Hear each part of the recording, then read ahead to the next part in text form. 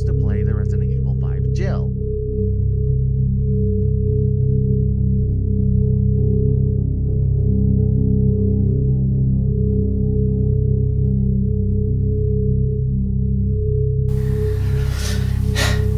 All right.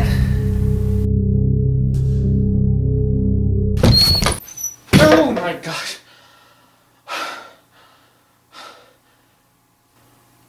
What? Are you serious? Oh, I'm just trying to make a spooky clip is all. Dude, it's still sun out though. I'm sorry, but the genuine reaction of surprise is what keeps it authentic. Whatever, man. What are you making a spooky video for again? You know, it's just for a small Halloween video. Oh, okay, that makes sense. Wait. This is a Halloween video? Yeah. And this is an opening bit for it. Yeah?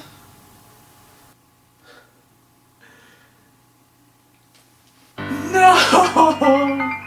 I'm playing a horror game!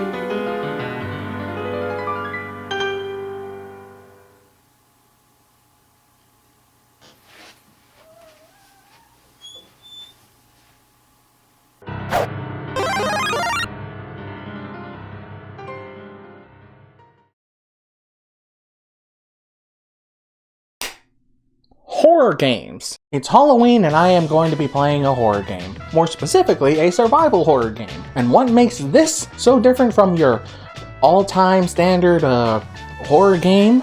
I genuinely don't know. But what I do know is that when it came to the horror genre, there are only two games that you could argue were the ones that blew up that genre. And those two games would usually be Resident Evil or Silent Hill. And since I know a bit more about Resident Evil than Silent Hill, you already seen the title of this video, I'm gonna be playing Resident Evil. So start the game and we get spooky vibes just from the creepy way the voice said the game's title. Resident Evil. And here we can choose to play as two characters, Chris Redfield or Jill Valentine. We can also choose to play as the Resident Evil 5 versions of both Chris and Jill. Fun fact, the first Resident Evil game that I have ever played was Operation Raccoon City, and my second game that I've played was Resident Evil 5. And that is my lame excuse as to how I know this is the RE5 versions of Jill and Chris. Oh my god, I'm so stupid. I could just be showing you the box art for the Resident Evil 5 Gold Edition. What am I doing? Due to my lack of knowledge, I seemingly chose the hardest difficulty and chose to play the Resident Evil 5 Jill. Spoiler alert, I died.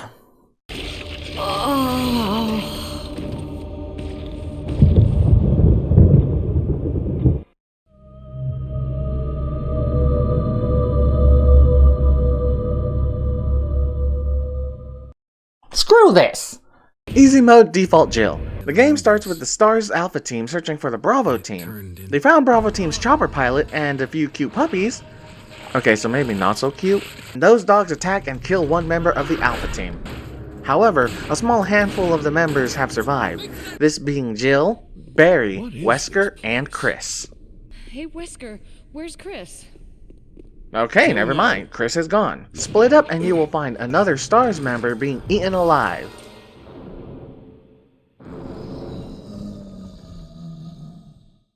Barry and Jill will try to report to Wesker, but it seems he has gone missing as well.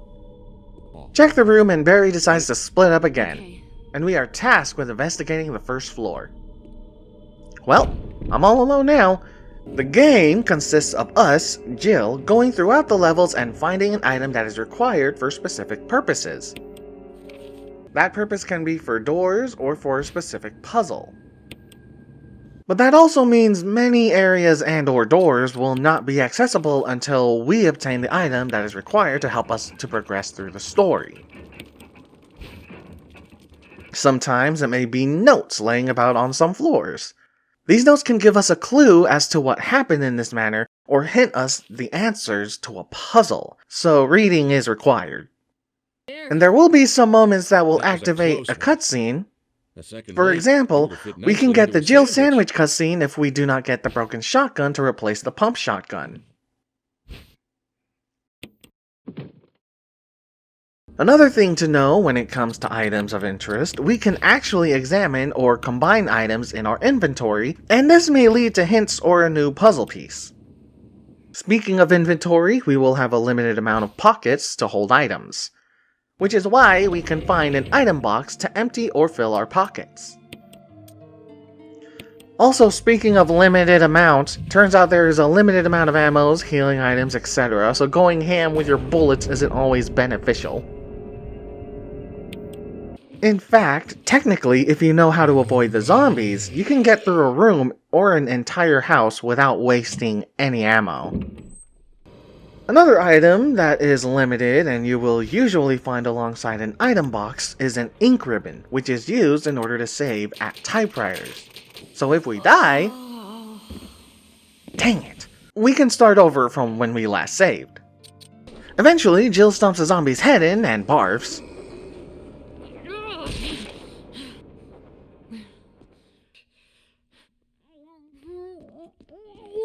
Once we have investigated the entire accessible areas of the first floor, Barry will give us ammo and we split up again. Find the notes, find the items, find the keys, and get lost all the time. Eventually, we will find a member of the Bravo team, Richard. Turns out he is severely injured and poisoned, and if we move fast enough, we can save him from the poison before he dies. We just gotta go all the way to the medical safe room to get the serum and run back. Well, looks like this was your last mission, Richard. I'm joking, I obviously saved the man and he will also give us his radio. Here's my radio. Venture around and we will find Barry looking through some documents. Jill. Barry, I didn't mean to get you that excited. Right. Solve puzzles, find keys, eventually find our first boss, the giant snake. Seriously, that boy is huge! Can I get a Rush Hour 3 clip or what? I don't know what the hell you feeding him, but he is too damn big! Richard will come in to save the day, but he dies protecting us. Beat the snake and collect whatever is in the room. By the way, Richard will be holding a combat shotgun that we can use after he dies. Also, if we got hit by the snake, we will be poisoned and have to run to the medical safe room in order to get the serum and cure ourselves. Well, looks like this was your last mission, Jill. Get these 4 masks and place them appropriately to encounter the original Crimson Head zombie. And kill it. In the casket, find this medal. It will open the back door to the courtyard and cabin. Our chopper pilot, Brad... By the way, he ditched us. Brad! Where the hell's he going?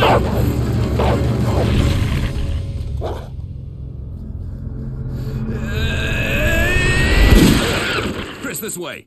Through the courtyard, Brad calls through the radio. Jill tries to respond, but it seems like the radio is busted. Through the dirt path to the cabin, Barry will radio a warning to us about a monster. Get to the cabin to pick up this crank and get sucker punched by the monster Barry warned us about. Run away and go through the courtyard to reach the residence building. Find Barry talking to a hidden person, only hearing one side of the conversation. Enter and Barry will be alone and he splits again. I heard someone talking. Searching the room reveals a hidden ladder leading to an underground aqua ring lab filled with zombie sharks. Drain the lab of its water and we can progress further. Get a key that opens a room filled with bugs. Go to the meth lab room to create a drug that's for the giant plant monster. Pour the brown stuff on its roots and this will weaken the monster. Solve a puzzle to reveal a different door to enter the giant plant monster room. Barry comes in with a flamethrower and burns the plant dead. Find Wesker shooting at something and go back to the mansion to open the doors we haven't opened yet. What was Wesker even shooting? Oh my gosh, he was just shooting at more bugs. Brad calls again. Use the key to access more rooms. Get in the library for a rematch with the giant snake. Actually kill it this time. Get a book with a medal in it. Solve puzzles, get trapped, find another book with a different medal in it. Check the rooms, get access to the next area. Find a box containing the last key for the mansion. Go to the locked study to find this metal piece. Find a battery to take to the courtyard. Turn off a waterfall. Get access to the courtyard underground. Find Bravo member Enrico, who reveals that there may be a rat as he gets shot by an unknown figure and dies. Dodge a rock, fight a giant spider boss, pick up the knife and realize you already have a knife, making getting this item completely pointless. Why is this here? Dodge another rock, turn on the elevator, and go down with Barry. Traverse the floor, and Barry will leave us to die. Okay, I'm starting to get angry here, Barry. Make it out, open the last door with the 2 identical medals, go down to find Barry digging through a giant stone casket, and that is when the monster appears. Choose to give Barry a gun or don't. And immediately, start pushing the giant stones that are holding the stone casket shut. The monster leaves and we use the 2 round medals to reveal the entrance to the Umbrella Lab facility. Solve the puzzles, open the doors, and turn on the power and join Barry on a ride down the elevator. Wesker is revealed to be the mastermind behind this operation, and Barry is being blackmailed to follow orders. What do you know? As Wesker tries to finish the solve, Barry comes in to save the day. However, Wesker activates the Tyrant. Wesker is sent flying, Barry is knocked out, and we as Jill have to shoot the Tyrant dead. Barry wakes up, Wesker escapes, and we find Chris. Jill. Chris, you're okay. Brad calls, giving us one last chance to show a sign. So Jill does exactly that. Chris and Barry reunite with Jill, but the Tyrant is still alive. Shoot it a couple times until Brad gives us a rocket launcher to blast the Tyrant into smithereens. The last members of Stars leave, the facility blows up, and we fly into the sunset. And that's the end of Jill's campaign.